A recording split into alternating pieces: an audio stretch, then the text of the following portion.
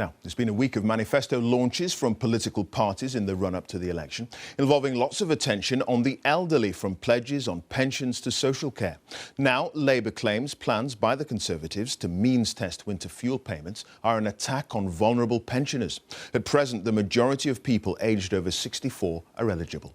Our political correspondent, Eleanor Garnier, has more live from Westminster for us now. Eleanor. Clive, the gear's gone up a bit this week in the general election campaign. With most of the manifestos from the parties now published, it means there's plenty more for opponents to pick over. Earlier this week, it was the Conservatives claiming Labour's sums don't add up. Now it's Labour saying it's the Conservatives who haven't shown their sums. Please welcome the Prime Minister, Theresa May. She said it herself yesterday. There are big and difficult decisions to make. It couldn't have been closer to the truth. The Conservatives say they want to protect the poorest, but plans for a radical shake-up of pensioner benefits, including cutting back on winter fuel payments, is proving controversial. They haven't set out exactly what they mean by the very poorest, but in the pension system at the moment, we have a thing that does that. It's called pension credit, and it only goes to 2 million of the poorest pensioners. That means that 10 million, the other pensioners, would lose out if that was the system the Conservative Party chose to go with. At the moment, all pensioners get the winter fuel payment. The allowance is worth between £100 and £300 a year.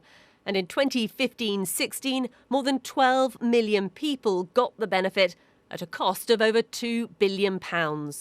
This week, Labour published its manifesto. Labour say the Tories' plans are sick and sneaky and claim many pensioners will end up choosing between heating and eating.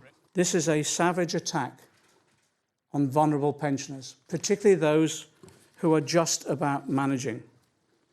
It is disgraceful, and we're calling upon the Conservative Party now to withdraw it today.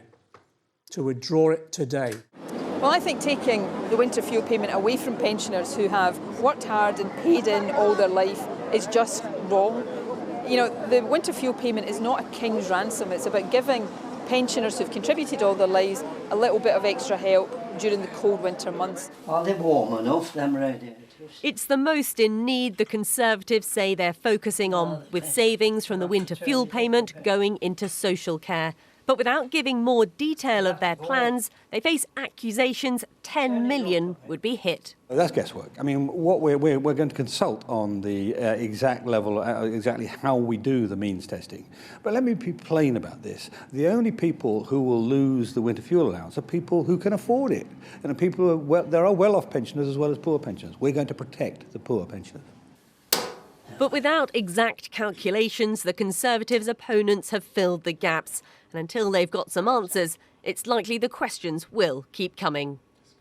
Not just questions over winter fuel payments the Conservatives are facing. On immigration, ministers won't put a target on when they will get net migration down to the tens of thousands. They won't give a timetable, insisting it is an aim they do insist they will meet. Of course, manifestos are broad contracts with the electorate, and it's not unusual not to put a very detailed breakdown of every policy out. And of course, politicians don't want to set themselves too many tests that they later find impossible to keep. Eleanor, many thanks for that. Eleanor Garnier there at Westminster.